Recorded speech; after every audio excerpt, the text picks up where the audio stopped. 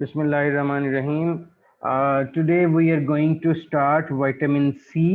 ये आपके सामने विटामिन सी का जो है वो दो डिफरेंट फॉर्म्स जो हैं उनका स्ट्रक्चर अवेलेबल है। एस्कॉर्बिक एसिड रिड्यूस्ड फॉर्म है और डिहाइड्रो एस्कॉर्बिक एसिड जो है वो ऑक्सीडाइज्ड फॉर्म है। विटामिन सी जो है जो ऑर्गेनिज्म ह्यूमन जो है वो प्रोड्यूस नहीं कर सकते, जिसकी वजह से जो है वो एक्सटर्नल सोर्स पे डिपेंड करते हैं। कुछ ऐसे और ऑर्गेनिजम्स भी हैं जो प्रोड्यूस कर लेते हैं, लेकिन हमारे यहाँ पूरा जो विटामिन सी की जो प्रोडक्शन का साइकिल है या प्रोसेस जो है वो सारा का सारा अवेलेबल है सिवाय एक एंजाइम के, और वो है गुलोनोलैक्टोन ऑक्सीडेज। ये एंजाइम है जो हम में डेफिशिएंट होता है, जिसकी वजह से हम विटामिन सी खुद प्रोड्यूस नहीं कर सकते। ये एंजाइम अगर हमारी बॉडी में मौजूद हो तो हम ग्लूकोज को यूज करते हुए विटामिन सी प्रोड्यूस कर सकते हैं। सो जिन स्पीशीज में, जिन ऑर्गेनिजम्स में जो है विटामिन सी प्रोड्यूस नहीं होता, उसकी सिर्फ एक यही रीजन है कि उनमें गुलोनोलैक्टोन ऑक्सीडेज जो है ये एंजाइम डेफिशिएंट होता है। अदरवाइज इसकी रिक्वायरमेंट का कंप्लीट प्रोसेस जो है हमारी बॉडी में मौजूद होता है। विटामिन सी एक ऐसा विटामिन है जिसकी कोई 1790s में और 1800 के राउंड अबाउट बहुत ज़्यादा डेफिशिएंसी थी, और इसकी डेफिशिएंसी से जो प्रॉब्लम होता था उसको स्कर्वी जो है वो कहा जाता है। और इसकी काफ़ी ज़्यादा डेफिशिएंसी जो है वो होती थी, स्पेशली उन लोगों में जो कि वॉयेज बहरी सफ़र जो करते थे, उनमें डेफिशिएंसी के चांसेस जो हैं वो होते थे, जिसकी वजह से जो है और ये मैंने आपको ब्रिटिश सेलर्स की स्टोरी भी स्टार्ट में सुनाई थी जब विटामिन का इंट्रोडक्शन हम डिस्कस कर रहे थे। तो वो स्कर्वी जो है वो वही डिजीज है जो कि ब्रिटिश सेलर्स की डेथ हुई थी, जिसकी वजह से, और 50% लोगों की जो है वो डेथ हो जाती थी, जो है जो वो जाते थे अराउंड अबाउट। तो लोग यही समझते थे कि बहरी जहाज पे सफर कर रहे हैं तो 50-50 चांसेस हैं कि हम बचेंगे कि नहीं बचेंगे। लेकिन बाद में कुछ साइंटिस्ट थे, उन्होंने ये ऑब्जर्व किया कि इस डिजीज में अगर लेमन जो है उसको, उसका जूस ले लिया जाए, उसको जो है वो जूस को पी लिया जाए, लिक कर लिया जाए, तो जो है ये प्रॉब्लम जो है वो सॉल्व हो जाता है। तो उसके बाद फिर बहरी जहाज पे स्पेशली जो है लेमन वगैरह को साथ रखा जाता था, ताकि जो है ड्यूरिंग वॉयज उनमें ये डेफिशिएंसी ना हो और ये प्रॉब्लम ना हो। ठीक हो गया। तो लेकिन कोई 1928 के अंदर जो है इसको फर्स्ट टाइम जो है वो इंट्रोड्यूस करवाया गया, इसका स्ट्रक्चर जो है वो उसको जो है वो बनाया गया, और ये कहा गया कि ये विटामिन सी की डेफिशिएंसी की वजह से जो है ये प्रॉब्लम होता है। और अब जो है नॉर्मली इसकी डेफिशिएंसी जो है वो नहीं होती, विटामिन सी की डेफिशिएंसी। ओके, सो अगर हम इसके फूड सोर्सेज में देखें तो विटामिन सी बहुत सारे फ्रेश फ्रूट्स और वेजिटेबल्स में ये जो है वो मौजूद होता है। जैसा कि यहाँ पे आपको नजर आ रहा होगा, पाइनएप्पल है, कैंटलॉक है, कैनबेरी है, ऑरेंज है, papaya, strawberry, kiwi, guava, they are excellent source of vitamin C, लेकिन फ्रेश।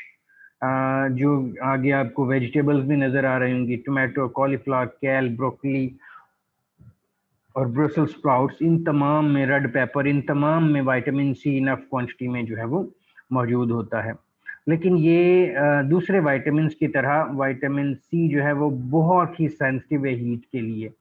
कि अगर ऑरेंज जूस को अगर हम हीट कर दें, यानी कि जो हमें टेट्रा पैक का जूस मिलता है उसमें विटामिन सी ना होने के बराबर होगा, क्योंकि उसको यूएचटी टेम्परेचर तक हीट किया जाता है। और ये एक ऐसा विटामिन है जो कि रूम टेम्परेचर पे भी हो तो आहिस्ता आहिस्ता ये जो है वो डिसइंटीग्रेट होता रहता है, इसकी ब्रेकडाउन होती रहती है। तो इसलिए जो फ्रेश फ्रूट्स और वेजिटेबल्स होंगे उनमें से ये इनफ क्वांटिटी में आपको मिलता रहेगा। दूसरा, अगर आप गौर से देखें तो मीट प्रोडक्ट्स, डेयरी प्रोडक्ट्स या सीरियल प्रोडक्ट्स, उनमें विटामिन सी जो है वो ऐसा सच नहीं होता, उनमें बहुत कम क्वांटिटी इसकी जो है वो मौजूद होती है। ये सिर्फ आपको फ्रेश फ्रूट्स और वेजिटेबल्स में ही जो है ये मिलता है। तो एनिमल बेस्ड प्रोडक्ट्स जो हैं वो नॉर्मली, क्योंकि ये स्टोर नहीं होता बॉडी के अंदर, तो एनिमल बेस्ड प्रोडक्ट जो हैं वो इसके पुअर सोर्स कंसिडर किए जाते हैं, या जो पल्सेस हैं और सीरियल्स जो हैं वो भी इसके पुअर सोर्स कंसिडर किए जाते हैं। अगर हम आरडीए की बात करें तो वुमेन की आरडीए 75 मिलीग्राम है और मेन की आरडीए जो है वो 90 मिलीग्राम है। डिफरेंट फूड में ये जो है डिफरेंट जो हमारी फूड्स होती हैं उनमें ये नॉर्मली डीहाइड्रोएस्कॉर्बिक एसिड की फॉर्म में मौजूद होता है, जैसा कि ये ऑक्सीडाइज्ड फॉर्म जो है डीहाइड्रोएस्कॉर्बिक एसिड उस फॉर्म में मौजूद होता है और इजीली जो है ये अब्जॉर्ब हो जाता है। और नॉर्मली डीहाइड्रोएस्कॉर्बिक एसिड जो है उसको अब्जॉर्ब करने के लिए हमें ये ग्लूकोज ट्रांसपोर्टर 1 और ग्लूकोज ट्रांसपोर्टर 3 जो हैं ये रिक्वायर होते हैं और ये हमारी बॉडी में अब्जॉर्ब हो जाता है और ऑलमोस्ट स्मॉल इंटेस्टाइन में ये इजीली जो है वहाँ पे अब्जॉर्ब होता है। लेकिन जो दूसरी फॉर्म है यानी कि जो रिड्यूस्ड फॉर्म है एस्कॉर्बिक एसिड, उसके लिए जो है sodium dependent vitamin C transporters होते हैं। Sodium dependent vitamin C transporter 1 और 2 ये जो हैं इसके अब्जॉर्प्शन में हेल्प करते हैं, तो मैक्सिमम क्वांटिटी जो है वो अब्जॉर्ब हो जाती है जब हम इसको कंज्यूम करते हैं। तो विटामिन सी की जो फंक्शंस हैं वो बहुत इम्पोर्टेंट हैं और 250 इयर्स अगो जो है जो मैंने आपको इसकी हिस्ट्री बताई, जो है सी एज गोइंग या वॉयज जो बहरी सफ़र करते थे उनमें ये प्रॉब्लम होता था, 50% चांस होते थे सर्वाइवल के। और उसकी रीज़न ये है कि ये 20 to 30 डेज में इसके रिजर्वायर जो भी अगर कुछ क्वांटिटी में मौजूद हों तो वो हमारी बॉडी से ख़त्म हो जाते हैं और इसके सिम्टम जो हैं वो बहुत जल्दी हमारी बॉडी में अपीयर होना शुरू हो जाते हैं। एस्कॉर्बिक एसिड भी इसको कहा जाता है, involve in many processes in human body और स्पेशली इलेक्ट्रॉन डोनर के तौर पे यूज़ होता है और कोलेजन की सिंथेसिस और इसके साथ साथ जो है कोलेजन एज एंटीऑक्सीडेंट हमारी बॉडी में ये काम करता है। ठीक हो गया। बाय एडिंग और losing 2 hydrogen vitamin C undergoes reversible reduction, oxidation reduction का जो प्रोसेसेस होते हैं उनमें भी ये इन्वॉल्व होता है कि हाँ 2 हाइड्रोजन जो है ये लूज भी कर सकता है और ऐड भी कर सकता है। Both forms of vitamin C are found in foods, normally दोनों फॉर्म्स जो हैं फूड में अवेलेबल होती हैं। कुछ सप्लीमेंट्स की फॉर्म में भी अवेलेबल हैं लेकिन फूड में हमें दोनों फॉर्म्स ही जो है वो मौजूद होती हैं। जो स्मोकर्स होते हैं उनमें इसकी रिक्वायरमेंट जो है वो बढ़ जाती है क्योंकि उनमें फ्री रेडिकल्स ज़्यादा होते हैं और विटामिन सी जो है as a free radical as antioxidant हमारी बॉडी में काम करता है। तो इस तरह से जो है स्मोकर्स की रिक्वायरमेंट जो है वो उनकी आरडीए बढ़ जाती है। The RDA increases by 35 milligram for those who smoke. So अगर एक मैन जो है उसकी 90 मिलीग्राम रिक्वायरमेंट है, तो अगर वो स्मोकिंग करता है तो 35 मिलीग्राम उसकी जो है वो रिक्वायरमेंट इंक्रीज कर जाएगी। ठीक हो गया। इसकी जो है वो अपर लिमिट भी है। नॉर्मली हमने डिस्कस किया था कि वाटर सॉल्युबल विटामिन्स की ऐसा अपर लिमिट नहीं होती, लेकिन इसकी अपर लिमिट जो है वो डिफाइन की गई है 2 gram per day, so mean 2000 milligram per day. और इसमें होता यह है कि अगर आप इससे ज़्यादा क्वांटिटी में कंज्यूम करते हैं तो गैस्ट्रोइंटेस्टाइनल जो है उसमें एडवर्स इम्पैक्ट आते हैं, ब्लोटिंग, स्टमक इन्फ्लेमेशन और डायरिया, इस किस्म के प्रॉब्लम होते हैं। लेकिन जैसे ही आप उसको छोड़ देंगे, विटामिन सी कंज्यूम नहीं करेंगे, तो वो सिम्टम्स जो हैं वो ख़त्म हो जाएंगे, वो प्रॉपर जो है वो दोबारा से रिकवरी हो जाएगी। इसी तरह और भी इश्यूज होते हैं। अगर आप ज़्यादा क्वांटिटी में विटामिन सी लेते रहेंगे तो विटामिन सी आपको पता है कि जो है आयरन की अब्जॉर्प्शन को इंक्रीज कर देता है, तो इस तरह से किडनी स्टोन का प्रॉब्लम जो है वो हो सकता है क्योंकि आयरन अब्जॉर्प्शन ज़्यादा हो जाती है। लेकिन जो है वो उसी वक्त होगा अगर आप आयरन भी ज़्यादा ले रहे हों और विटामिन सी भी ज़्यादा ले रहे हों, तो फिर इस किस्म का प्रॉब्लम हो सकता है। नॉर्मली ऐसे इश्यूज नहीं जो है वो होते। जो जैसे मैंने पहले बताया, सबसे इम्पोर्टेंट जो फंक्शन है वो है कोलेजन की सिंथेसिस। और कोलेजन आपको पता है कि is a fibrous protein that holds together various structures of body and gives strength to the connective tissues। connective tissues को ये join करके रखती है। critical to structure of bone and blood vessels and they are essential in wound healing. Normally हमारी जो capillaries और जो arteries होती हैं उनको कोलेजन प्रोटीन जो है एक स्ट्रक्चर में, एक फ्रेमवर्क में जो है वो बाउंड करके रखती है, क्योंकि अगर कोलेजन की स्ट्रेंथ नहीं होगी, कनेक्टिव टिश्यूज पर प्रॉपरली नहीं जो है वो फंक्शन परफॉर्म करेंगी, तो हमारी जो आर्टरीज और जो वेन्स हैं उनको एक स्ट्रक्चर जो है वो प्रॉपर नहीं मिलेगा। और ये होता क्या है, इसका फंक्शन क्या है, मेन क्या रोल क्या है, वो ऐसा है कि कोलेजन मॉलिक्यूल जो है इसमें 3 स्ट्रैंड जो है वो रोप होती हैं, यानी कि आप ये समझ लें कि प्रोटीन की सिंथेसिस हो गई, प्रोटीन की सिंथेसिस होगी तो 3 जो स्ट्रक्चर्स हैं वो मिल के कोलेजन जो है वो बनाते हैं, जैसा कि इसमें आपको नजर आ रहा होगा। ये 3 पॉलीपेप्टाइड चेन्स जो हैं वो मिल के एक कोलेजन का स्ट्रक्चर बनाती हैं, ठीक हो गया। और it consist of 3 polypeptide chains wound together to form a triple helix, यानी कि ये 3 पॉलीपेप्टाइड चेन जो हैं ये आपस में मिलती हैं और ये बिल्कुल ऐसे कनेक्ट होती हैं जैसे औरतें अपनी गुत्त नहीं करती, बालों को जो है वो 3 हिस्सों में डिवाइड करती हैं और एक दूसरे के ऊपर रैप करती हैं, या जैसे अगर हमें 3 रोप्स लें, रस्सियां लें और उनको आपस में अगर हम बल दें एक दूसरे के साथ ज्वाइन करते हुए, तो इस तरह का वो एक ट्विस्ट करें तो वो इस तरह का एक स्ट्रक्चर बनाती हैं, जैसा कि ये एक ट्रिपल हीलिक्स स्ट्रक्चर जो है वो बनता है। ये तीनों रोप्स आपस में कनेक्टेड रहती हैं, तो इनको कनेक्शन यही एक जो है वो कोलेजन का प्रॉपर स्ट्रक्चर है। अगर जो है विटामिन सी प्रॉपर नहीं होगा तो ये इस तरह लूज फॉर्म में होंगी कि ये कनेक्टिव टिश्यूज, ये कोलेजन जो है प्रॉपरली जो है वो उसका स्ट्रक्चर नहीं बनेगा। क्यों नहीं बनेगा, वहां पे विटामिन सी का क्या रोल है वो अभी हम जो है वो देखते हैं। Vitamin C is needed to get 3 strands in the right shape to form the triple helix। ठीक है, एक्चुअल में होता क्या है कि vitamin C converts the structure of 2 amino acid, lysine और प्रोलीन। 2 अमीनो एसिड, आपको पता है कि प्रोटीन में डिफरेंट अमीनो एसिड्स होते हैं, तो ये जो कोलेजन है इस कोलेजन में भी लाइसिन और प्रोलीन जो है अमीनो एसिड्स मौजूद होते हैं।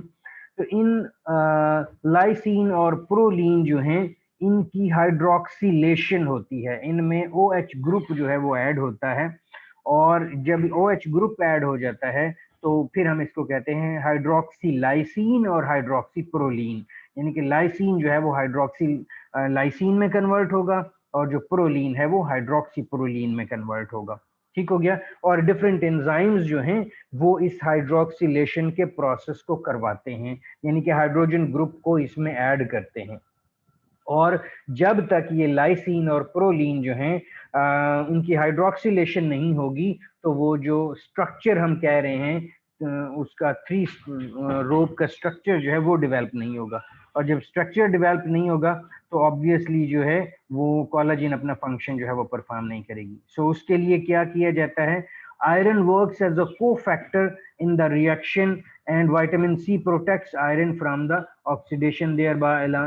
होता यह है कि जो एंजाइम लाइसिन और प्रोलीन की हाइड्रोक्सिलेशन करवाते हैं वो एंजाइम जो हैं वो विटामिन सी डिपेंडेंट हैं, ठीक है। अगर ये एंजाइम अपना फंक्शन प्रॉपरली परफॉर्म नहीं करेंगे तो फिर जो है ये हाइड्रोक्सिलेशन इनकी नहीं होगी, और हाइड्रोक्सिलेशन नहीं होगी तो कोलेजन का ये प्रॉपर स्ट्रक्चर नहीं बनेगा।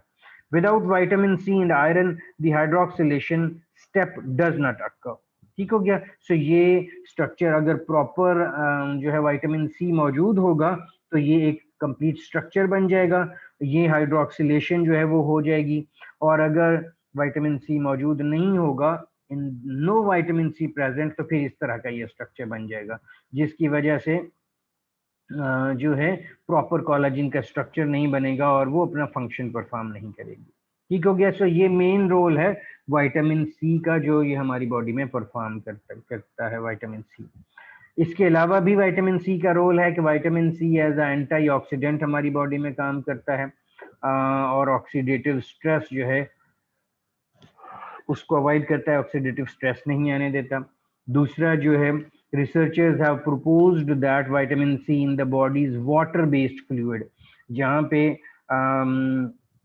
जो है फैट बेस्ड सिस्टम होगा वहाँ पे vitamin E as a antioxidant काम करेगा, और जहाँ पे जो है लिपिड बेस्ड इन्वायरमेंट में, लेकिन जहाँ पे वाटर बेस्ड फ्लूइड्स होंगे वहाँ पे जो है विटामिन सी अपना फंक्शन परफॉर्म करेगा। Vitamin C can recycle vitamin E, ये हम ऑलरेडी विटामिन ई में डिस्कस कर चुके हैं कि विटामिन सी जो है वो रिसाइकल करता है, रीजनरेट करता है विटामिन ई को। इसी तरह high concentration of vitamin C present in the eyes possibly protect against photolytically generated free radicals. ये हम विटामिन ए में डिस्कस कर चुके हैं कि जैसे ही फोटॉन्स लाइट जो है वो रेटिना में से पास करती है तो वहाँ पे फ्री रेडिकल्स प्रोड्यूस होते हैं, और वो फ्री रेडिकल्स जो हैं उनको केटर करने के लिए विटामिन सी की वहाँ पे इनफ क्वांटिटी मौजूद होनी चाहिए ताकि वो फ्री रेडिकल कोई प्रॉब्लम क्रिएट ना करें। इसी तरह high concentration in neutrophils, neutrophils जो होते हैं a type of white blood cells may be for protection against free radicals produced during immune function। जैसे ही कोई वायरस या कोई एक्सटर्नल मैटर जो है, एक्सटर्नल कोई फैक्टर हमारी बॉडी में एंटर होता है तो ये न्यूट्रोफिल्स जो हैं वो फाइट करते हैं और उस वायरस या वो बैक्टीरिया जो है उसको किल कर देते हैं, लेकिन फ्री रेडिकल्स वहाँ पे प्रोड्यूस होते हैं। उन न्यूट्रोफिल्स में higher concentration of vitamin C जो है वो मौजूद होती है ताकि जो है उनके फ्री रेडिकल जो प्रोड्यूस हुए हैं उनको केटर किया जा सके। सो ये एक इम्पोर्टेंट है। इसी तरह इम्पोर्टेंट कंपाउंड्स जो हैं वो भी विटामिन सी डिपेंडेंट है, उनकी रिजनरेशन भी या उनकी सिंथेसिस जो है, जैसा कि